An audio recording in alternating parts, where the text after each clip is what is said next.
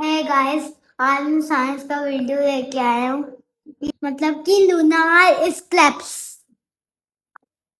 आज हम देखेंगे कि चंद्रग्रहण क्या होता है। हम पास है एक बॉक्स और ये बॉल और ये टॉर्च लाइट। मैं लाइट ऑफ करता हूँ।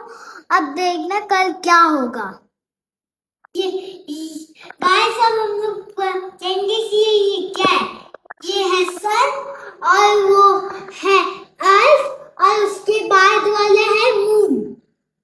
अर्थ है वो मून और सन के देखना कैसे है।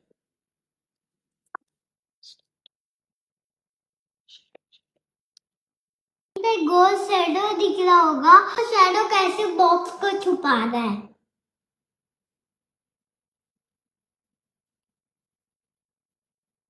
इसे कहते हैं चंद्रग्रहण।